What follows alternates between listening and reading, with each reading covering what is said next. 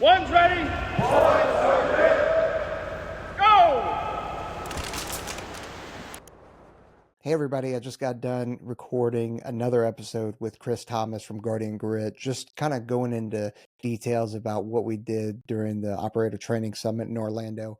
I know this is kind of the second episode on it, but I wanted to have somebody else on there that can provide better intent and articulate better what we actually did and what we're actually getting after over there.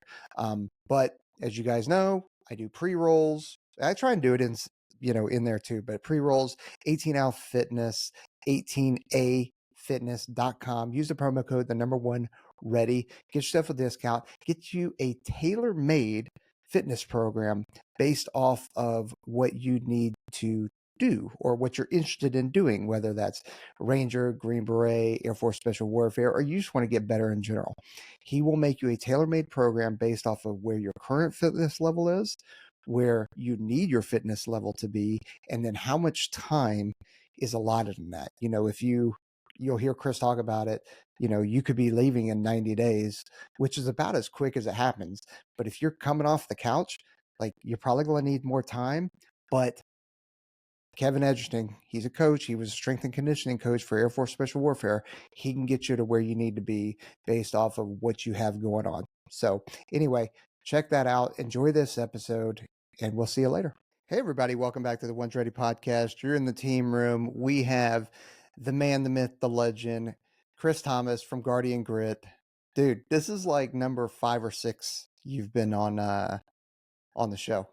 So welcome back. Yeah, absolutely, man. Can you hear me good? I'm using a gaming headset here. No, I and kind of look like yeah, a we goofball, I'm do. not gonna We lie. do. I can hear you very well. I'm glad you opted into, taking a break from Call of Duty, smoking, friggin', bad guys. I don't know which Call of Duty you're playing, but I'm glad you Black could Ops take a 6, break. man. Anyone wants a challenge? I'm knocking out 50. I'm at like a 3 kill ratio. No big deal. Well, I'll take it. Not me. I am not that guy. So, I guess if I play any kind of games, which isn't very often, I just get smoked. So, it is what Yeah. it is. Well, Yeah. it's funny because that's on a PC. I was about to deploy, or I'm gonna deploy, and I was like, hey, maybe I can play some Call of Duty while I'm over there, while I'm deploying. Get really And on good a at it. PC, it's a little bit easier. Yeah, it's much easier with your fingers. Yeah. Yeah. Well, cool, man. Well, I kind of did a little pre episode yesterday because I wasn't sure if we were going to be able to sit down and chat. But we talked about, or I talked about, kind of what we did this past weekend in Orlando. So I wanted to kind of go into that again, give people some insight into the kind of mentality, the intent of it, and then some of the details that we go into it. So we'll kind of start from there. Like, what was the let's start at why you ended up doing these kind of events. Yeah, so I'll be honest. We kept hearing from students coming into the pipeline. Guys were reaching out to me on Instagram saying, "Hey, my WaterCon's not where it's at." And as someone who's been teaching WaterCon for probably 15 years now, I have a system that I use. I simplify things, and I'm very deliberate on my training. So what I'm seeing right now is guys are going to the pool, and anyone who's listening probably can attest that you're doing this. You go to the pool and you're like, all right, I'm gonna do like 5 underwaters, and I'll move over to buddy breathing, and then I'll do some drown proofing. But you'd actually never become an expert in what you do. And so this course brings not only the correct way to do things. A lot of us were instructors at INDOC and different various phases through the pipeline, and we know exactly what we're looking for curriculum wise, lesson plan wise. And so we're teaching that exact thing. Like, this is how you buddy breathe the exact way, so you're not failing, and we have the passing and failure criteria. And then we break down the underwater, for example, in 3 or 4 different phases, and we make you do each phase through repetition till you get it right.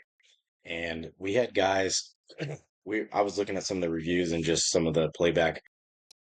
We had guys who couldn't do an underwater one, and we had guys who were doing 10 strokes across the pool.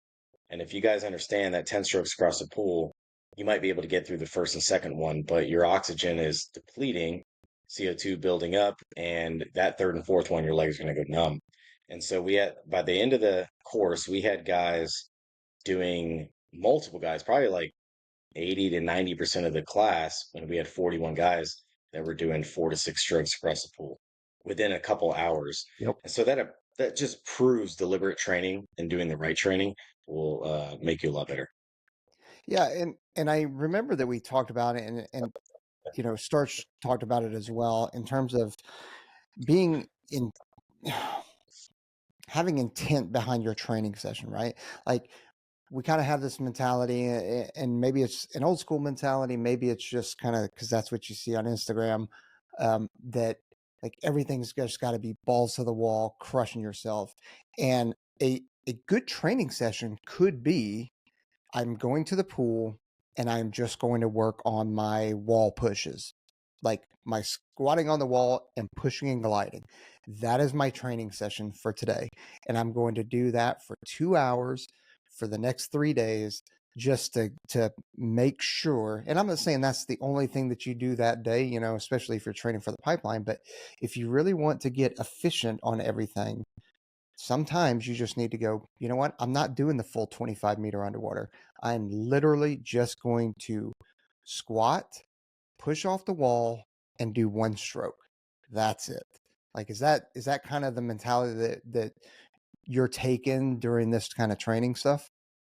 Yeah, absolutely. And you'll hear me in a lot of my courses compare it to the sports that these guys played. Almost everyone that comes through our pipeline had played sports in high school, either it be basketball, wrestling, and we can use basketball. We'll use wrestling. So, like a single leg takedown. How many times did you have to do that single leg takedown for you to become an expert? First thing is, what are the motions of the actual single leg takedown?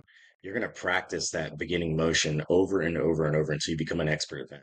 And then you build onto it. And same with basketball. Like I always say this, how would you teach my 7-year-old how to play basketball? Would you just throw them in the game and say, okay, hey, and start yelling at them because they didn't know how to do a layup or a reverse layup or shoot the right way? It's like, no, we went through fundamentals, through cone drills. We did dribble with the left hand, dribble with the right hand. I mean, and that's what I'm talking about. So you compare that to an underwater. Dribbling with the left hand would be the push off the wall. Yeah. And you practice dribbling with your left hand or push off the wall. It's nothing crazy to say I'm going to do this 500 to 1,000 times in the next 3 days. Like just go to the pool and for Monday through Wednesday, the 4 hours that you're in the pool, just push off the wall too. So every single time you're hitting 12 meters on a glide, and it gets to the point where it's almost weird that you don't hit 12 meters. Yeah. It shouldn't be the other way where it's like every once in a while I get 12 meters. It's wow, I can't believe I only got 10 on that one. Well, yeah, because you become an expert in it. Yeah, So, and the point is you're not doing it till you get it perfect. You're doing it to where you can't get it wrong, to where it is consistently every single push is 12 meters off the wall. If that is the example that we're going to use, same thing for and you have kind of a mantra, if you will, coming off of the push. So what is that when the all push right. and the So glide?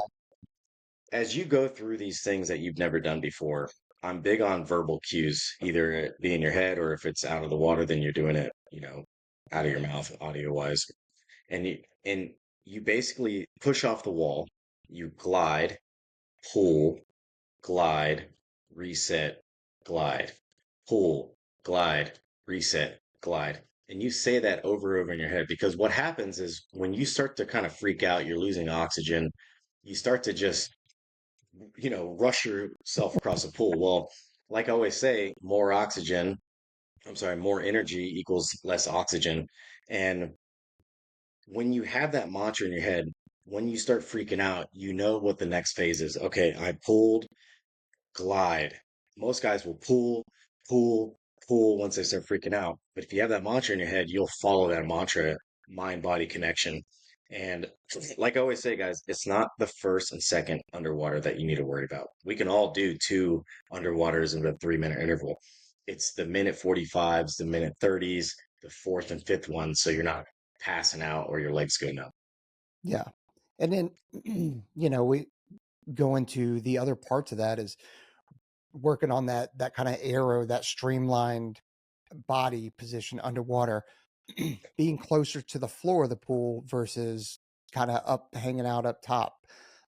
The kick is important. Like all these little aspects of just doing an underwater is huge, and you can spend an entire day training to it, and you probably should because we spent, I don't know, probably an hour and a half, maybe 2 hours just working on the push off the wall and one stroke with the glide. That was it. And you could That's it. see a massive improvement from when people, and to include, we had some people attending the Orlando event that this was their second or third event. Like, I know, like, I know Mountain Man or whatever, he's been the numerous Yeah. ones, right? The old mountain man. Yeah. He's been to numerous ones, and I'm not saying like he's a because I don't actually remember how good he was in the water in terms of, but you know you have people that even though they have been to events, even just focusing on it for an hour and a half to 2 hours, you could see an improvement in there, with that forceful push off the wall and that glide and that pull, and then seeing just the improvement and the kind of light bulb go off in their brain was phenomenal to see. Yeah, and I always ask this question. I'm like, if you ran a business or you played a sports and you were a manager, coach, whatever, would you rather have someone who's done something wrong for 10,000 hours versus someone who's done it right for 500? And the answer is always pretty clear. I would take the guy who's done it right for 500 hours. And that's what you're seeing in the pool. You're seeing guys who are doing it right for a deliberate period of time. And you're right, with Mountain Man, when he first came to the course, he was probably pushing off maybe, I don't know, like 10 feet and then trying to pull. He was getting at least 12, 13 meters and then doing a pool, and he was literally halfway across the pool in one stroke. And you think, okay, now I only have 15 meters or 10 meters left, and it's like I can do that in two pools. And guys, one guy came out there, the one who won the Yeah, Hostetter. Hostetter did his 25 meter in 2.5 strokes that's because crazy, dude. he was listening to what we were saying, and he was like, all right, I'm just gonna leave the old me, do what's right, adapt and overcome, and next you know it, I mean, it was unbelievable. 2.5 strokes every time. Yeah, And so, guys, when we hold these courses, when we say invest in yourself, like, how bad do you want this? You know, it's a 90% dropout rate. Are you doing things that other people aren't? And these courses, the one we're holding, there's no other course like it. So you will be doing things that other people aren't. And we've had a lot of success. We actually had one of my first students in Guardian Grit come out from our WaterCon. He's in the pipeline, won't say his name, but yeah. he came out Say leave his name out. and he came out and he just got through pre-scuba, and he said that the core foundation that he learned from our courses is why he passed WaterCon and why he was so good at it is because he realized what looked right and what type of deliberate training he had to do. Yeah, for sure. And it was awesome to see or to have him there too, to go like, hey, this is not just some, uh, PJs and controllers and SR out here just trying to like tell you what to do and like, hey, this is how you do it. Like he was able to validate and also get in there and kind of instruct as well and go, dude, I just finished pre-dive. Like I think it was 2 weeks ago he had finished, then came out and he's going to dive in like a week or so. Like it's phenomenal. And are we going to be able to get that every time for every single OTS? No, we're not. Ideally, we are, but we've done two of these together between Guardian Grit, One's Ready, and Taylor Starch, and both times we've had a guest that has been value added for sure. The first one here in Vegas was David Goggins, which was a massive surprise, a massive win. And everybody that's watching knows exactly who David Goggins is. And then, so this time we actually kind of had two guests. We had, for the duration of it, we had the pipeline student who came out who was value added, of course. And then we had RJ Casey and the folks, we've had RJ Casey on before. We've talked about him a lot. We swoon over him. You know, prior 18, he was in the 18 Delta, and then I think 18 he was, Delta, yeah, PA, PJ, Crow, you yeah. know, multiple gigs in the movie world as a military advisor for the Batman movies. Just a super humble, very squared away, unbelievable resume type of guy. Hmm. And as much as he's done, one, he'll never tell you. Two, he treats everyone as if they're equal. Like Yeah. there's always like a love first, then judge, and it's really rare to see that. So it's really great to have him as a friend, and I think he's friends with all of us Oh yeah. and keeps in contact with us. Yeah. So And so we had that, and wherever we end up going next, depending on the time frame and stuff like that, we'll see if we can bring somebody else out. But yeah. So what else are the kind of things that we're working on at these events? so we have about a day where it's probably 8 to 10 hours of water con, and that's with that deliberate training I keep pushing. But we start to kind of go into frequently asked questions and how to make yourself better as a human for longevity. As you guys understand that it takes about 10 years to become a good operator. And by then, if you don't know how to lift, how to eat right, how to, fix your mobility in your hips and your knees and your back, like after 10 years, you start to be that broke guy. And when you and I went through and you went before me, we didn't have any of this human performance stuff. Um, my hips hurt, my knees hurt, and good thing I have Taylor Starch in my pocket now. So one thing we do on the either day, depending on the schedule, is we bring out Taylor Starch. Taylor Starch to me is world renowned, the best mobility human out there. He knows it's like he's an encyclopedia. I can't even explain it. He can explain every single thing to detail. You can literally walk 10 yards and he'll look at you and know exactly what to fix.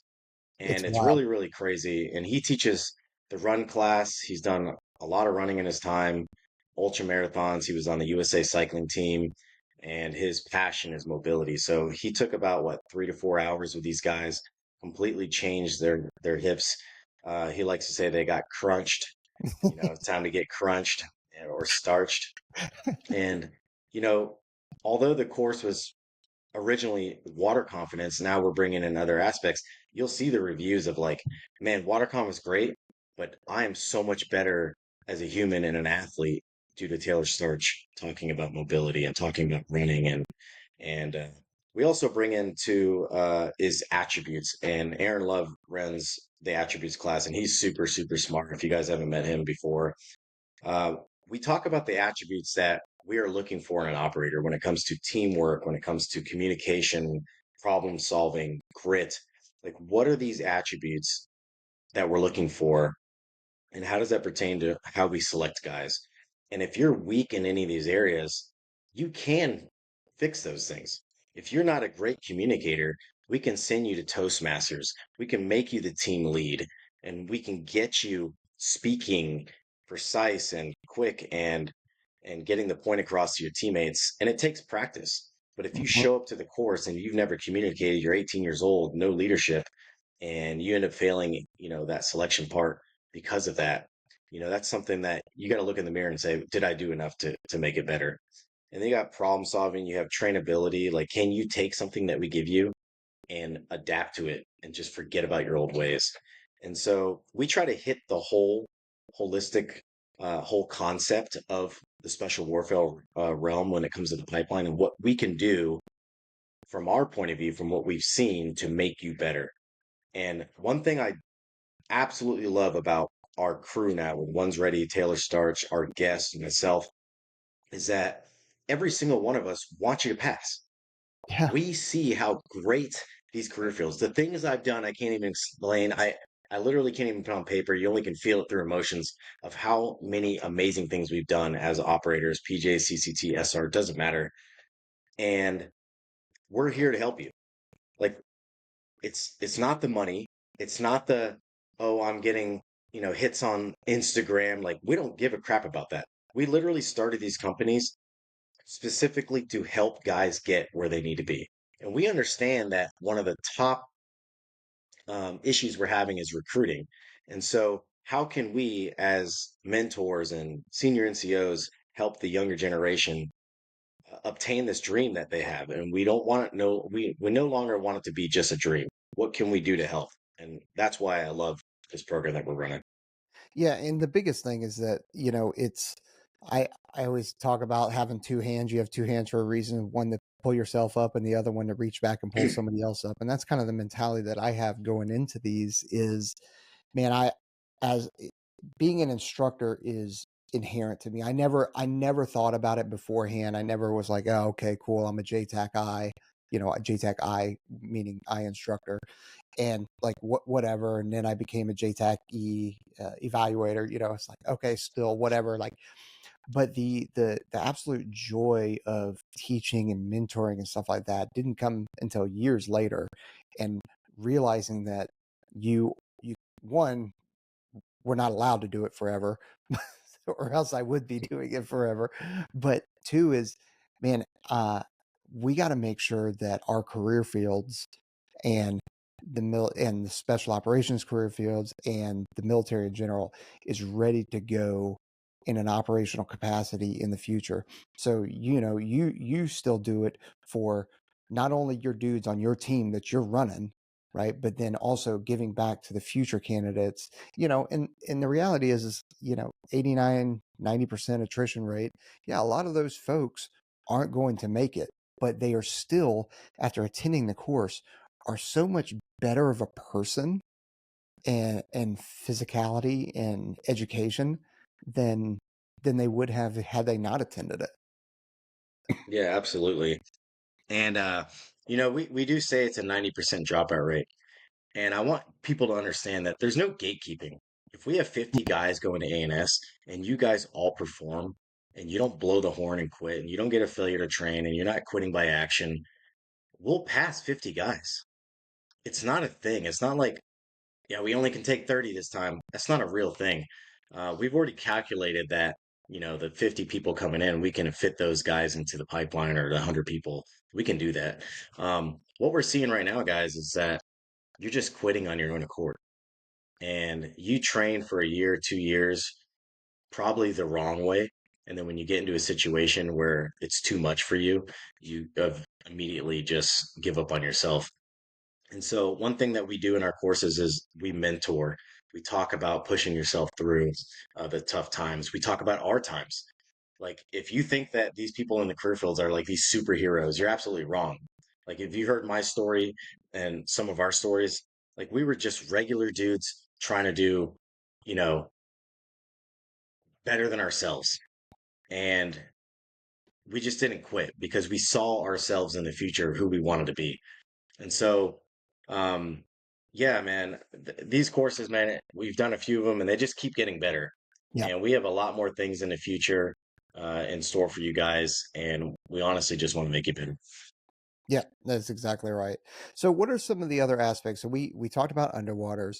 I know that we hit mask and snorkel recovery. Like first off, we just started showing people how to clear their mask. Now some people already knew, some people didn't, and it's just constant mask clearing. Clear your mask, clear your mask, clear your mask over and over again, just like we did with the wall pushes and the single pool.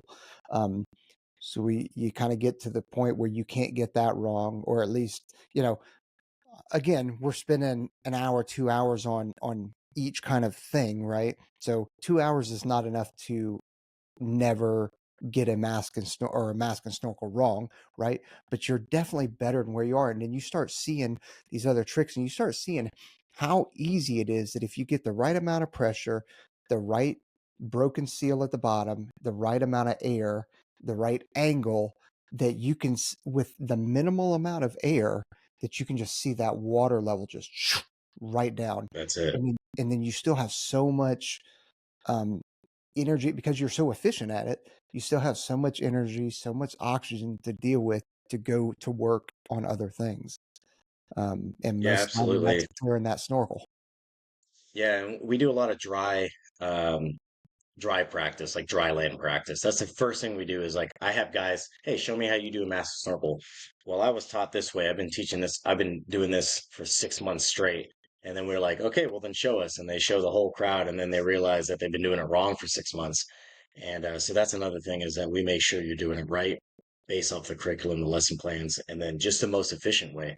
There are ways to do your master snorkel that aren't failing, but they're not efficient. So like putting your snorkel between your legs, like, when would you do anything athletic with something between your legs like that? You wouldn't do that. So we teach behind the leg and, you know, putting the snorkel in a specific way to when you're grabbing it, it's exactly where it needs to be placed in your hand. Why am I putting my hand up? We teach a lot of concepts and we relate it to the operational world. Why are we doing it this way?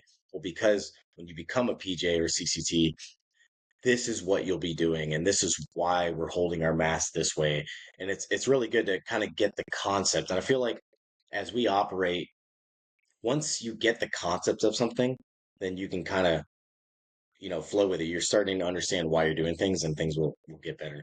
But yeah, what we're teaching here is, because it's a short period, we can't have you out for a week because people work and we work and there's all these different things, but we give you the tools to be successful. So when you leave the course, you know exactly what to do and that it's right. So you're not thinking, am I doing this right? Well, I was just taught the right way and these guys were instructors 100%.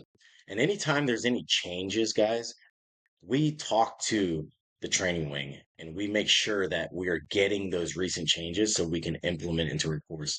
And we do that consistently. You know, one thing that I always bring up that actually just makes me mad, makes my blood boil, is the whole left and right ascent when it comes to um, the mass and snorkel or just coming out of the pool.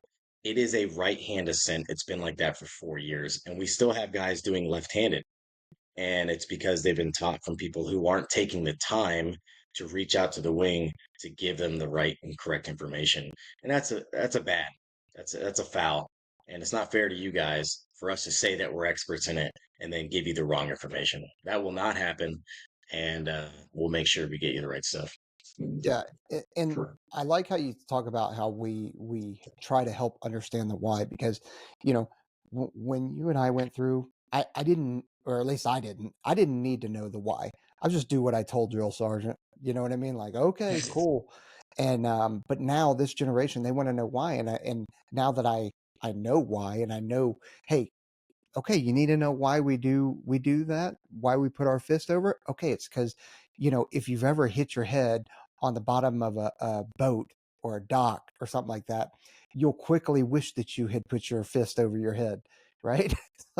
I mean, Yeah. it's self-critiquing, so it's for your own safety and the safety of your team of you do that. Same with the way that we do mask and snorkel. Same with the way we do buddy breathing. Like, yeah, what's the operational need for buddy breathing? It's not an operational need, it's an emergency procedure need. Like, if you don't think that hoses get fouled, while you're, especially if you're talking about doing a body or equipment recovery, you think about the American Airlines flight that went into the Potomac. Like, you don't think that there are sharp, jagged things that are going on around there, and you get a hose that gets cut or something gets fouled and tangled up, and now you need an air source, or else you're going to be the casualty. So your buddy's there. So there is an absolute requirement to be able to do this and be able to do it safely and effectively.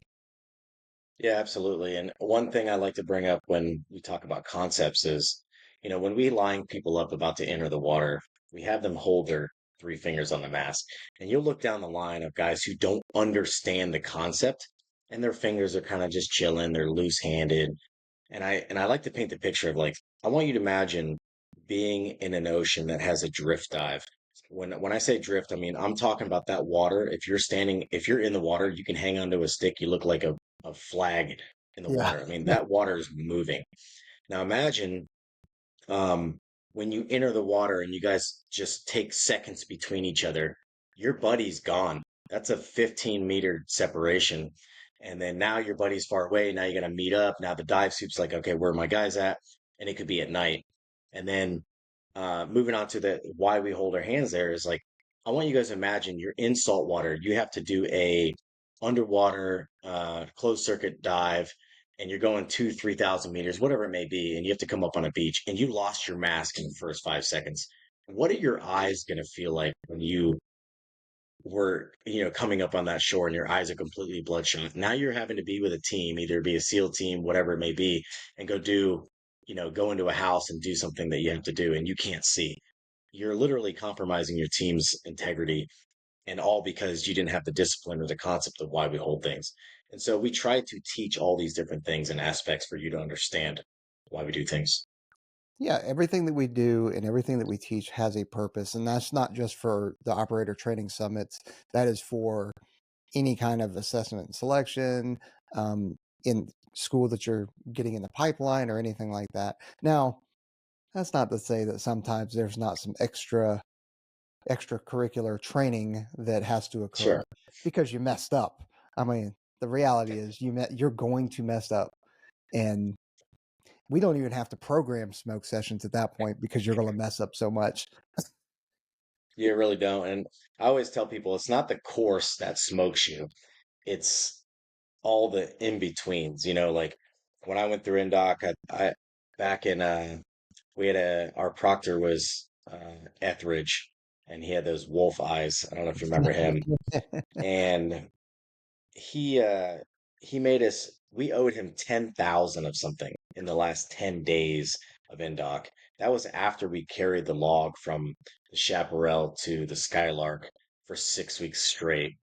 And we literally went through an entire day. Then at the very end of the day, we had to owe him 1,000, as Mm, much as we wanted to do. And so, like, it's not the course that smokes you. The evals on Mondays are the easy days. yep. It's everything in between, the Black Thursdays, trying not to see the wizard, um, and just waking up every morning and getting the right food and getting the right sleep and just pushing through. Like, that's what makes you hard in these courses. Um, so yeah. Yeah, and so some of the other things that we teach as well. Okay, so we talked about underwaters, mask and snorkel, mobility. Um, we hit treading water as well to kind of get that technique down, that egg beater. And the great thing is that the mobility that Taylor Starch teaches helps out with that because your hips do have to be they have to have some space. They can't be so impinged that you can't articulate your hips and your legs.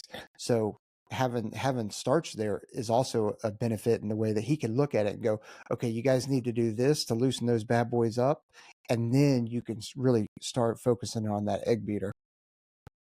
Yeah, 100%. We're teaching treading, we're teaching drown proofing. What we try to do is teach the core foundational exercises that if you do these things, you'll have no issue with the other things. Like I don't teach ropes and I don't teach ditch and don because one, I understood as an instructor and even as a student that once I got my core foundation that you don't fail those things. But for some reason, people have trouble with treading, buddy breathing, suck it underwaters, and their drown proofing for some reason is a high percentage of guys who just are terrible at it. And the sinkers and the floaters, and how do I get better at that? But besides the water con, we also teach how to ruck. Rucking is a huge thing. We had Sieg Miller teach that, and it's like from the very basics, like how do I even put this ruck on? Like, do I put it over my head? Am I laying down? Like, hey, I'm 5'5", 130 pounds. You're 260, 6'6". Like, well, how are you putting it on versus me? Like, how do I exchange the weight from my hips to my shoulders during this 10-mile ruck? How much weight do I have? Where do I put it?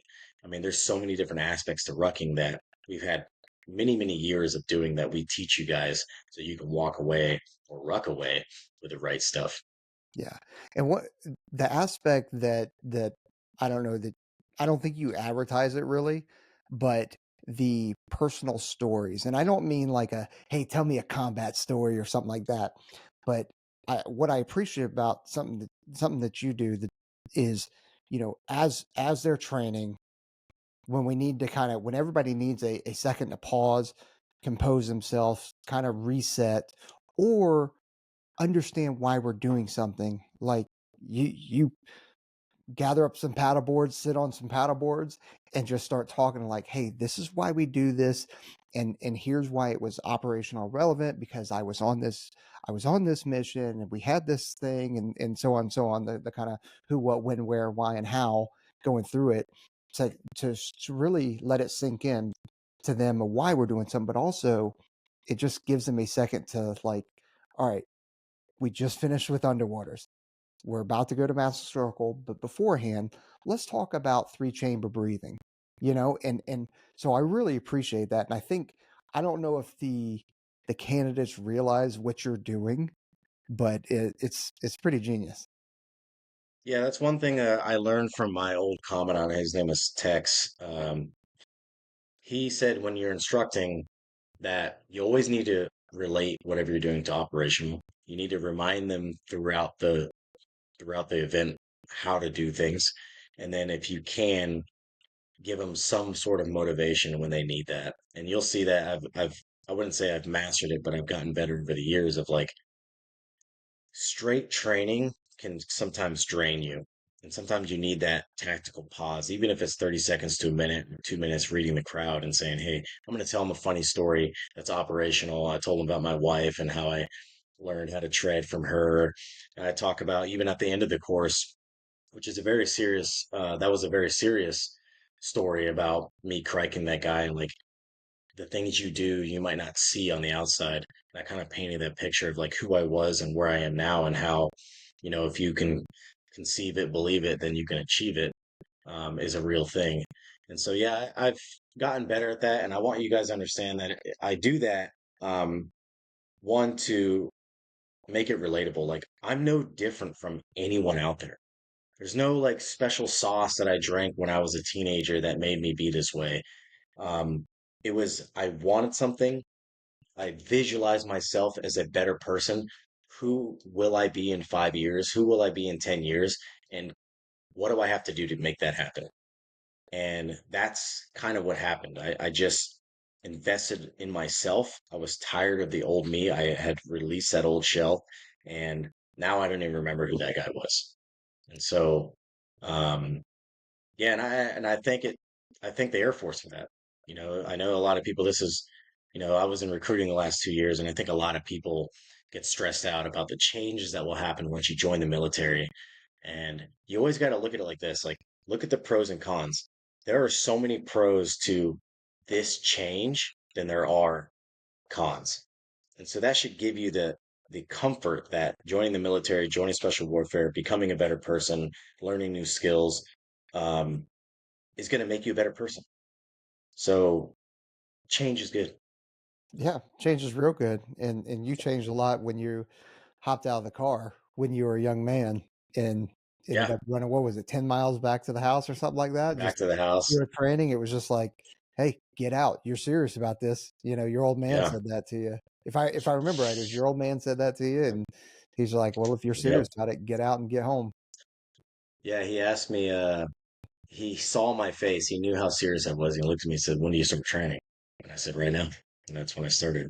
I was absolutely obsessed with being this person that I kept seeing in my head. I knew it was possible. And that's one thing I want you guys to understand is that, like, look at your current situation. Like, we're not in a third world country. You have the ability to do anything. You have the education, the smarts, the right people, the right resources. I mean, you're physically able to do it. You weren't born without a leg or an arm, and you weren't blind. Like, unfortunately, that stuff happens. But if you go look in the mirror, like, you have every single thing to be who you want. And the only thing that's holding you back is yourself. You have placed this metaphorical glass ceiling over your head, and you have the ability to smash through that. And any time, right now, while you're listening to it, you can just smash through it and go be the person you want to be. No one's stopping you, and no one's coming to save you. It's that simple.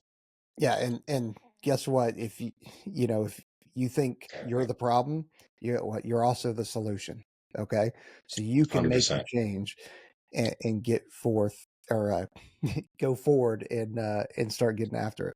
So, what is next for Guardian Grit One's Ready Starch? Yeah. So, there's going to be times where I might run a 1 day WaterCon events, things like that. Maybe local, things like that. It depends on what the people want. But from what it sounds like, the people want this. They want the ones ready. They want the Taylor Starch. They want Guardian Grit. They want the whole trifecta. And that's what we're going to bring you. Although I am deploying, we're going to do another one in a few months. We're unknown location, maybe Vegas again, which is a great spot. Not too sure. Maybe Dallas. I don't know.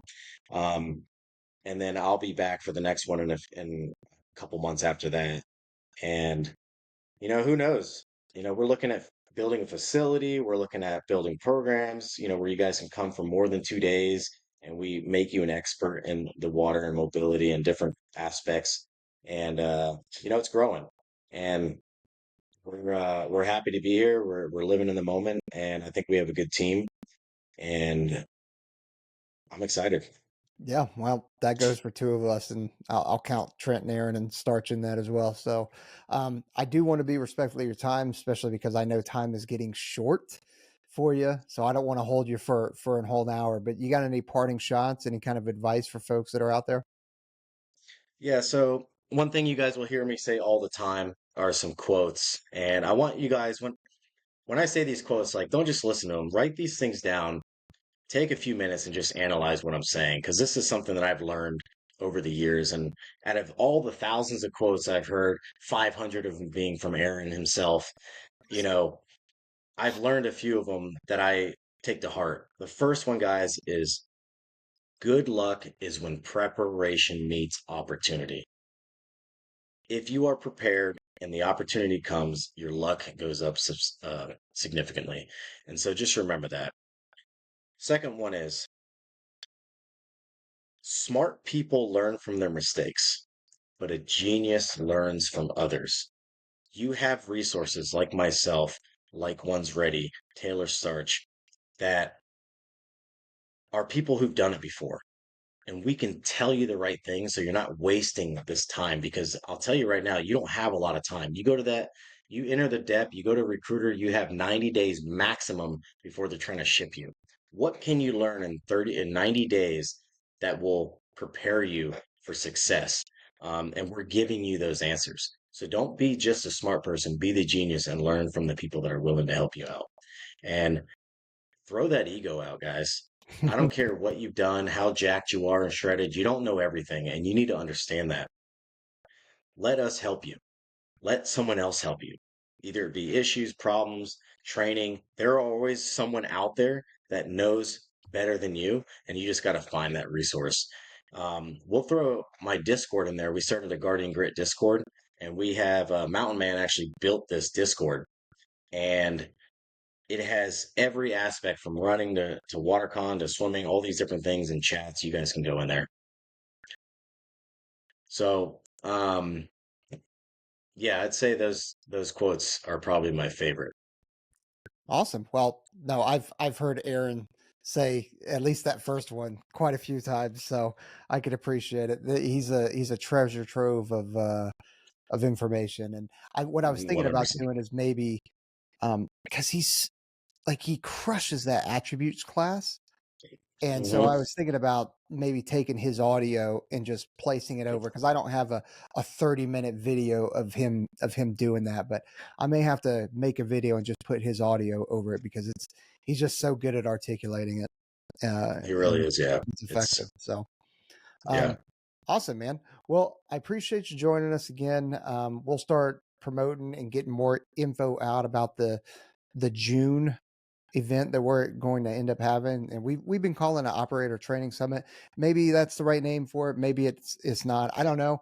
We're just going to call it OTS for right now, and then we'll adjust fires as required, but we will end up getting more information out there, and then hopefully you're able to attend it. If not, then you know what, I guess I'll be left to my own devices, and then somebody will pay the man. There'll be smoke session. No, there's no smoke sessions. That is one of the things about this event is there's no smoke sessions. There's no yelling. There's no nothing like that. It is all mentorship, instructorship, and helping you get better. So everybody out there, appreciate you joining us. Don't forget to like, subscribe, hit that notification bell, and we'll see you on the other side. Later. Later.